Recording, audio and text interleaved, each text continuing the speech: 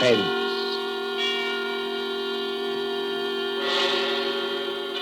Tonight, Columbia brings you as guest star Hollywood's genial character actor, Stuart Irwin. The story is by the author of The Thin Man and the Maltese Falcon, Dashiell Hammett, one of America's acknowledged masters of the art of suspense. Suspense is compounded of mystery and intrigue and dangerous adventure. In this series are stories calculated to intrigue you, to stir your nerves, to offer you a precarious situation, and then withhold the solution until the last possible moment.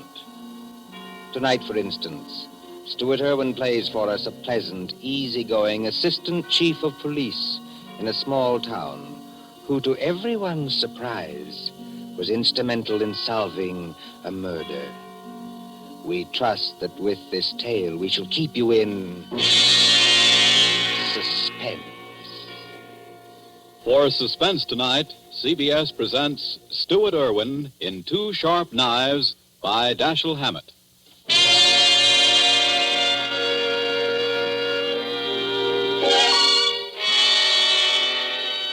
Shortly after 2 a.m., a poker game had just broken up at Ben Camsley's, the doctor coroner of Deerwood City.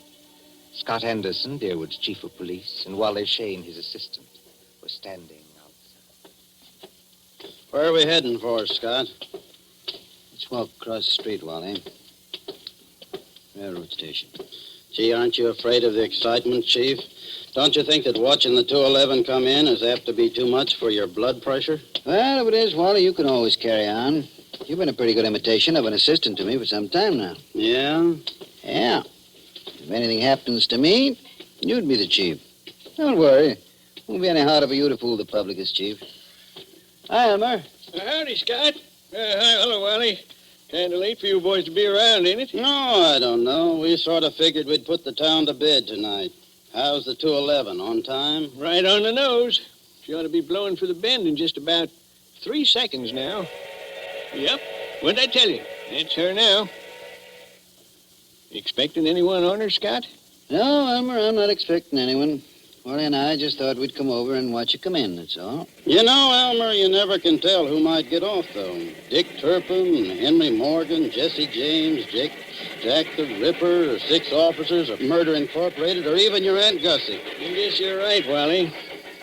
Well, here she be.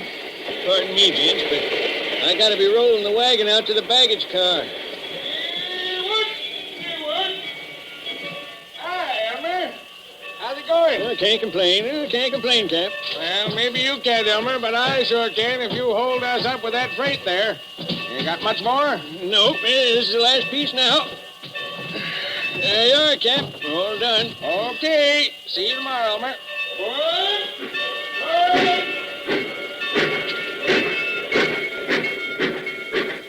Hey, Scott, do you see what I see? I mean, do I see the man who just got off that train? The answer's yes. Well, he's a ringer for the guy we got a picture of. That is the guy. Well, then, what do we do now? We take him, Wally. My car's at the corner of the alley. But, Scott... We'll tail him up the street. Okay, Scott. There he goes now, over toward the taxi stand. Come on. Let's follow him.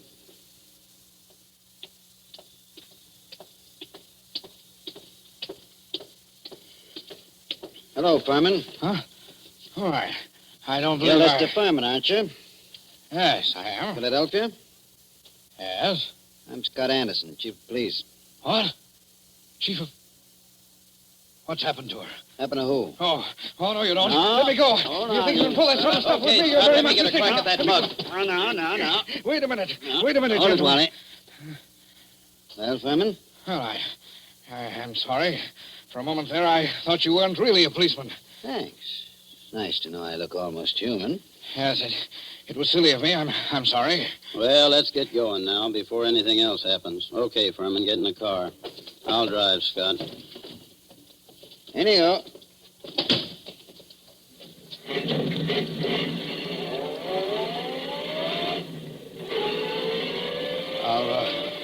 Are you taking me to police headquarters? That's right. What for? Philadelphia? I don't think I understand. You understand that you're wanted in Philadelphia for murder, don't you? Murder? Why, That's ridiculous. Who told you that? Well, it's a cinch he didn't make it up. But wait, there must be Take some it easy mistake. now. Just wait till we get down to headquarters. And I'll show you what I mean.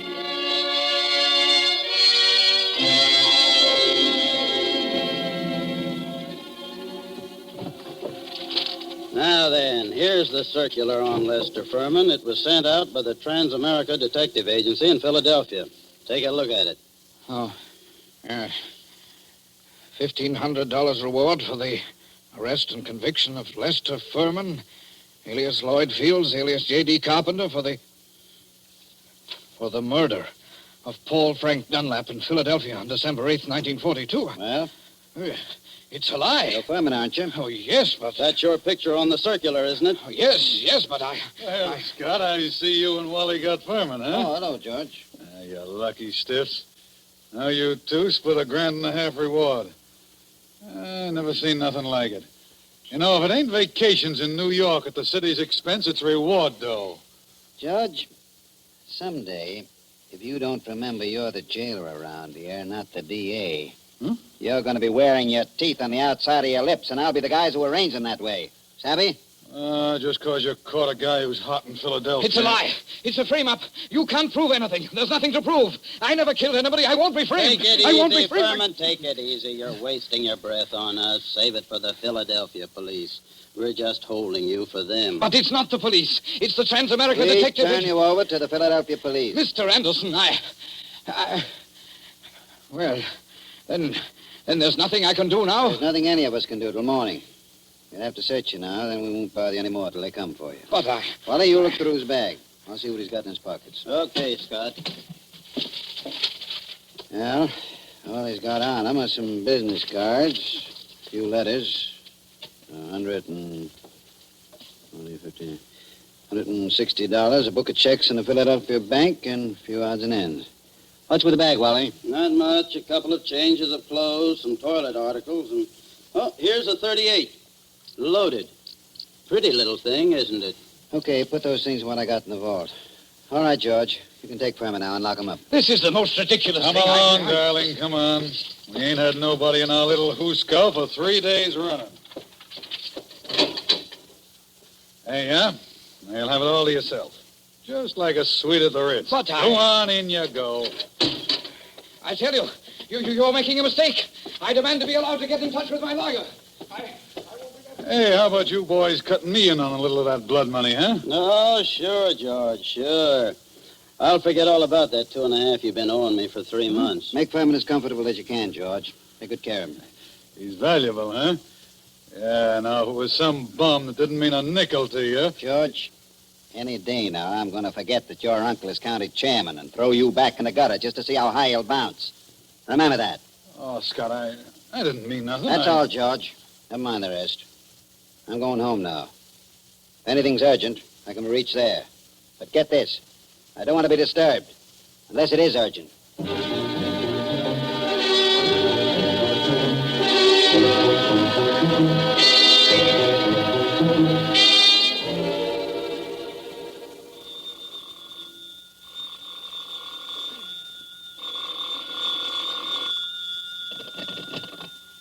Hello.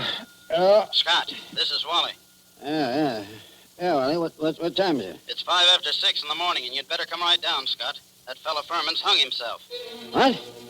Furman hung himself? Yep, by his belt, from a window bar. Deader than a mackerel. I'll be right in, Wally. Phone Doc Camsley and tell him I'll pick him up on my way down. No doctor's gonna do Furman any good, Scott. Well, it won't hurt to have him looked at. You'd better phone the county court at Douglasville, too, and file a routine report. Already did that. And what's more, hold on to your seat. The DA's on his way over, in person. The DA? Yeah. I'll be there before you hang up, Wally.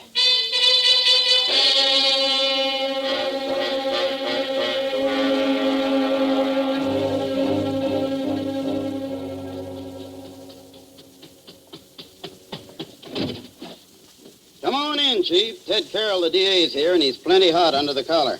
What's he burning about? Oh, he's just mad. Running up quite a phone bill on us, too. Been calling Philadelphia every couple of minutes since he got here. What kept you so long? I couldn't get my car started. Well, let's go in and see the old buzzard. Oh, Ted? Listen, Scott, what is all this? Oh, what? There's some funny business going on here. What's funny about it? Man hangs himself. Just another case of suicide. Sure, it was suicide. But I just telephoned Transamerica.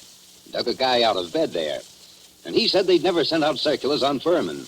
Didn't know about any murder he was wanted for. All they could tell me about him was he used to be a client of theirs. I don't know what to say, Ted. I don't either. Oh, a fine chief of police you are. What on earth kept you so long? Car store. Came as quick as I could. Makes you so crabby, Ted. Nothing. I guess it's just the district attorney and... Ah, now, come, gentlemen. Nobody'd know you two are staunch admirers of each other. Okay, Wally. Tell me, what do you make of it? Well, there's plenty wrong, Scott. First, that Transamerica thing. They never sent out circulars about Furman. And now, get this. I talked to the Philly police just before you came in. There wasn't even any Paul Frank Dunlap murdered. There wasn't? No. What did you get out of Furman before you let him hang himself? But he was innocent. Didn't you grill him? Didn't you find out what he was doing in town? Wally, didn't you? What for? He admitted he was Furman. The description fitted him. The photograph was him. The Transamerica Detective Agency's supposed to be on the level, ain't it? Philadelphia wanted Furman. We didn't. But Scott... Why, sure, Ted. If I'd have known he was going to hang himself. Yeah, but then if your aunt wore pants, he'd be your uncle. You said Furman had been a client of Transamerica. They tell you what the job they did for him was? His wife left him a couple of years ago, and he had them hunting for her for 5 or 6 months. But they never found her. They're sending a man up here tonight to look things over. Yeah, huh? Yes. Mm-hmm. Well, I'm going out and grab a quick bite. But I might as well tell you, Scott, there's going to be trouble over this. I know that, Ted. There usually is when somebody dies in a jail cell.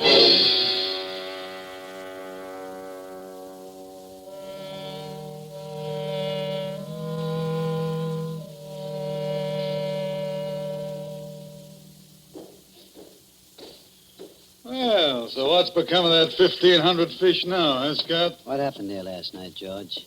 Nothing. Furman hung himself. Did you find him? Uh-huh. Wally took a look in here to see how things was before he went off duty, and he found him. You were asleep, I suppose. Well, I was catching a nap, I guess, but everybody does that sometimes, Scott. Even Wally sometimes when he comes in off his beat between rounds. Yeah, but I always wake up when the phone rings or anything. Oh, sure. Well, suppose I had been awake. You can't hear a guy hanging himself, can you? Did Doc Camsley say how long Furman had been dead? He done it about 5 o'clock, he said he guessed. Oh, you want to look at the remains, Scott? They're over at Fritz's undertaking parlor. Not now. Hey, and speaking of firemen, what are you going to tell the guys from Transamerica when they show up here tonight?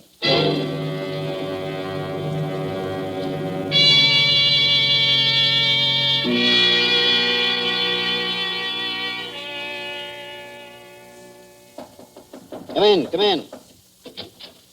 Oh, they told me I'd find you here. You're Chief Anderson, aren't you? Yes, that's right. I'm Carl Riesing, assistant manager of the Transamerica Detective Agency in Philadelphia. This is Mr. Wheelock, who was Lester Furman's personal attorney. Glad to know you, Mr. Racing. How do you do, Mr. Wheelock? How do you do? I know you gentlemen are already in possession of most of the details concerning Mr. Furman from the time he arrived in Deerwood until the time of his death. But perhaps you don't know that the police of most towns in our corner of the state have also received copies of this same reward circular. Take a look at it. Oh. I must say this circular is an excellent forgery. You're sure it's a forgery, Mr. Racing? Oh, yes, there's no doubt about it. But it's an excellent forgery. Tell me, Mr. Wheelock, was Mr. Furman a native Philadelphian? Oh, my, yes. He was a well-known, respectable, and prosperous citizen of Philadelphia. Married, I believe? In 1934, he married a 22-year-old girl named Ethel Bryan, daughter of a Philadelphia family. And the Furmans had a child? Isn't that right, Mr. Wheelock? Yes, born in 1936, but the child lived only a few months. Mr. Furman's wife disappeared after the child's death. What year was it that she disappeared? Mr. Riesing should remember that. His agency worked on the matter. Oh, I remember it well. Mrs. Furman disappeared in 1937. We never heard anything of her again, although Furman spent a lot of money trying to locate her. What did she look like, Mr. Racing? In just a moment. I have a picture of her right here in my briefcase. Here it is. Quite pretty, isn't she? If you care for that type. I see what you mean, Mr. Wheelock.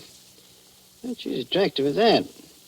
Judging by this photo, I'd say that she was a small-featured, pretty blonde, with a weak mouth and large, somewhat staring eyes. That's an accurate enough description, all right. If you don't mind, I'd like to have a copy made of that photograph, Mr. Reesing. Oh, you can keep that one if you like. It's one that we had made up at Transamerica. Her description's on the back. Thanks. Did Furman ever divorce her? No, sir. He was a lot in love with her, and he seemed to think that the child's dying made her a little screwy so that she didn't know what she was doing. That's right, isn't it, Mr. Wheelock? That is my belief, Mr. Reesing. You said Furman had money, Mr. Wheelock. About how much did he have? And who gets it? I should say his estate will amount to perhaps $500,000 left in its entirety to his wife. Mm-hmm. It's quite a handy sum for anyone to have, I'd say. Mr. Wheelock, everything shows that somebody framed Furman into the Deerwood jail. And that frame-up drove him to suicide. But there has to be something else. A lot else. Well, then, what are you going to do? I'm going across the street to the undertaking parlor and have a look at Furman. I'll see you later.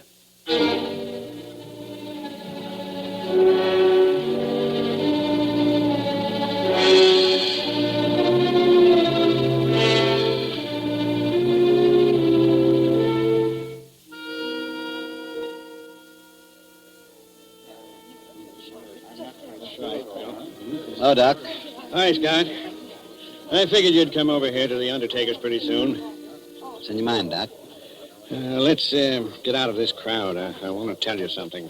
I just got rid of 2 guys in my office. Let's go back there. Suits me. 2 of those bruises showed, Scott. What bruises? Furman. Well, up under the hair, there were 2 bruises. Why didn't you tell me? I'm telling you now, Scott. You weren't here when I made my examination. This is the first time I've seen you since then. Why didn't you spill the stuff about Furman's bruises when you were testifying at the inquest, Ben? I'm a friend of yours. Do I want to put you in a spot where people can say you drove this champ to suicide by third-degreeing him too rough? You're nuts. How bad was Furman's head? Well, Scott, that didn't kill him, if that's what you mean. There's nothing the matter with his skull.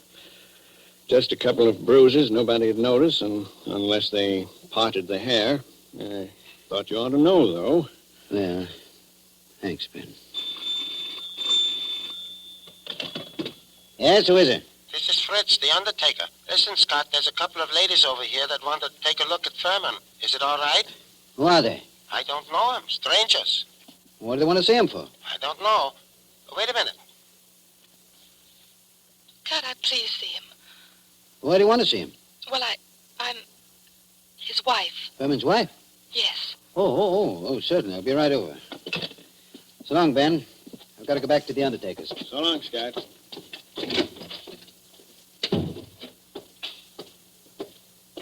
Hey, Scott. What do you want, Wally? I want to talk to you a minute. Over here where we won't be seen. Okay, what is it? A couple of dames came into Fritz's undertaking place just as I was leaving. One of them's Hotshot Randall, a babe with a record as long as your arm. She's one of that mob you had me working on in New York last summer. Does she know you? Sure, but not by my right name. She thinks I'm a Detroit rum runner. I mean, did she recognize you just now? I don't think she saw me. Anyway, she didn't give me a tumble. You don't know the other one? No, she's a blonde, kind of pretty. Okay, Wally. Stick around a while, but stay out of sight. Maybe I'll be bringing these dolls back with me. Whatever you say, Chief.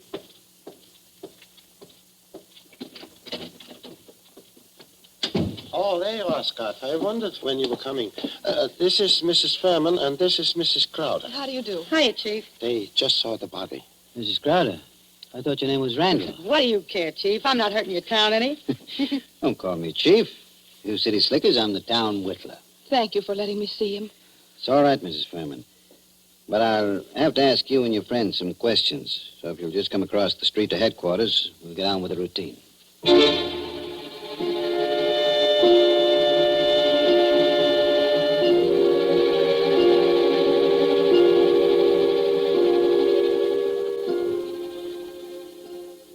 Before I ask any questions, I want to tell you something. Mrs. Furman, your husband didn't commit suicide. He was murdered. Murdered? Ah, Chief, we got alibis. We were in New York, and we can prove it. And you're likely to get a chance to. What brought you down here, anyway? Murdered? Well, who's got a better right to come down here? She was still his wife, wasn't she? She's got a right to look out for her own interests, hasn't she? Mm-hmm. It reminds me of something. Excuse me a second. I've got to make a phone call in the next room.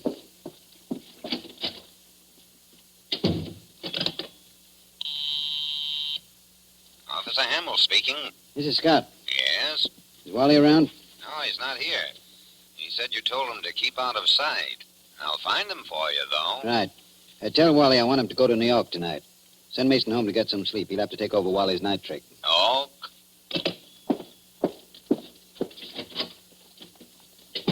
Mr. Anderson, do you think I had anything to do with with his death? I don't know, Mrs. Furman. I know he was killed. I also know he left you something like $500,000. Wow. Dollars? Dollars. All right, Chief. Let's stop clowning. The kid here didn't have a thing to do with whatever you think happened. No? No. We read about Lester Furman committing suicide in yesterday morning's paper, and about there being something funny about it. And I persuaded her she ought to come down to deal with him. Anderson, I wouldn't have done anything to hurt Lester. I left him because I wanted to leave him. I wouldn't have done anything to hurt him for money or anything else. Had I wanted money from him, I would only have had to ask him for it. That's the truth, Chief. For years I've been telling Ethel she was a chump not to tap him. But she never would. I wouldn't have hurt him. Why'd you leave him then? Oh, I don't know how to say it. The way we lived wasn't the way I wanted to live. I wanted... Oh, I don't know what. Anyway, after the baby died, I couldn't stand it anymore. Excuse me. Hello? Oh, yeah, Hammer? You gave Wally the message? Yes, I want him to go to New York tonight. Okay, where is he? Home? He is home, huh? Okay, thanks. Mrs. Furman, this circular that got your husband in the jail. Did you ever see that picture before? No. Well, that can't be. It's a snapshot I have. It's an enlargement of it. Who else has one? Nobody that I know of. I don't think anyone else could have one. You still got yours? Yes. I don't remember whether I've seen it recently. It's with some old papers and things. But I must have it. Well, Mrs. Furman, it's stuff like that's got to be checked up. Neither of us can dodge it. Now, there's two ways we can play it. Yes? Mrs. Furman, I can hold you here on suspicion until I've had time to investigate things. Or I can send one of my men with you to check up in New York. Yes? I'm willing to do that if you'll speed things up by helping them all you can. If you'll promise you won't try any tricks. I promise. I'm as anxious as All you right, are. all right.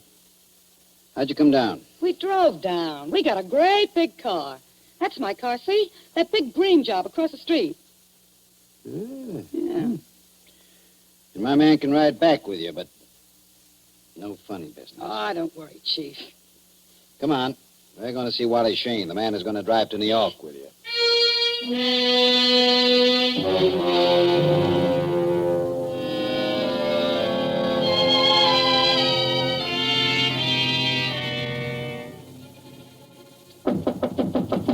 Wally? Who is it? Scott, Wally. Come in. Ladies first. Harry. Ethel. No, you don't. No, you don't. No use reaching with that gun, Wally. Already got you covered. I guess you win, Scott. Yeah, I guess I do. Come along back to headquarters with me like a good little boy. Wally, you're under arrest for murder.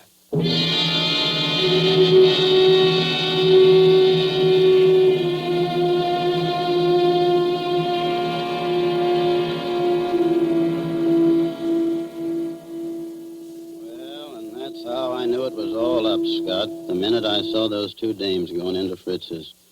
Then when I was ducking out of sight, I ran into you, and I was afraid you'd take me over there with you, so I had to tell you one of them knew me. Figured you'd want to keep me under cover for a little while anyhow. Long enough for me to get out of town. Why didn't you get out, Wally? Well, I dropped in home to pick up a couple of things before I scram, and that phone call of Hamill's catches me, and I fall for it. You see, Scott, I figured you're not on to me yet and are going to send me back to New York to see what dope I can get out of the dames. Well, you fooled me, brother. I'd have thought you'd fall for that. Then you didn't just stumble into all this accidentally, did you? No, I didn't, Wally. I figured Furman had to be murdered by a copper. To know reward circulars well enough to make a good job of forging one. Incidentally, Who printed that Thurman circular for you, Wally? Now, I'm not dragging anyone in with me. It was only a poor mug that needed dough. Okay, Wally. You see, I knew only a copper would be sure enough of the routine to know how things would be handled. Only one of my coppers would be able to walk into Furman's cell, bang him across the head, and string him up on the... Those bruises showed, you know, Wally. They did? I guess I should have wrapped 2 towels around that blackjack. No, gee, Scott. I seem to have slipped up on a lot of things. So that narrows it down to my coppers and... Well, you told me you knew the Randall woman. There it was. Only I figured you were working with him. What got you like this, Wally? Same thing that gets most saps into jams, a yen for easy dough. And I was in New York, see, Scott, working that Dutton job for you, palling around with big-shot racketeers, passing for one of them, and... Yes? Well, I got to figuring that my work takes more brains than theirs, and they're taking in big money, and I'm working for coffee and cakes. That kind of stuff gets you, Scott. Anyway, it got me. Mm-hmm. Then I ran into this Ethel Furman, and she goes for me like a house afire. I liked her, too, see, so that's dandy. But one night she tells me about how much dough her husband's got and how he feels about her, and I get to thinking... Thinking what? I think she's nuts enough about me to marry me. So I got to thinking, suppose he died and left her his role. Mm-hmm. I see. So I run down to Philly a couple of afternoons and look Furman up, and everything looks fine. I took my time working out the details, meanwhile writing to her through a fellow in Detroit. Go on. Finish one. Well, I decided to do it. I sent those circulars out to a lot of places, not wanting to point too much to this one. And then when I was ready, I phoned Furman, telling him to come to Deerwood Hotel that night. And sometime before the next night, he'd hear from his wife, Ethel. I knew he'd fall for any trap that was baited with her. Only I guess I'm not as sharp as I thought I was, Scott. Maybe you are, Wally. Maybe you are. That doesn't always help. Old man Camsley, Ben's father, used to have a saying, to a sharp knife comes a tough steak. Well, sorry you did it, Wally. I always liked you. I know you did, Scott. I was counting on that.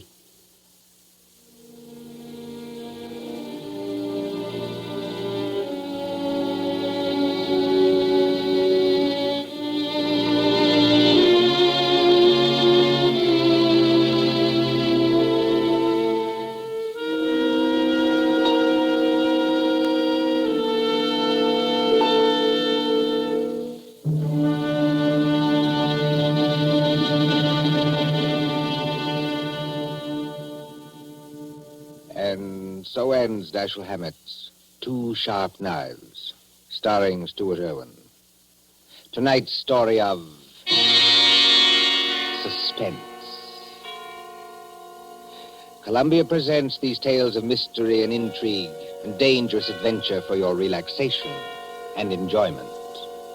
Next week, Suspense will not be heard because of a special holiday broadcast. Columbia's review of the events of the year, 12 crowded months, which has been scheduled. On the following Tuesday, January 5th, there'll be another in this series. Same hour, 9:30 Eastern Wartime. William Spear, the producer, John Dietz, the director, and Bernard Herrmann, the composer-conductor, are collaborators on Suspense. This is the Columbia Broadcasting System.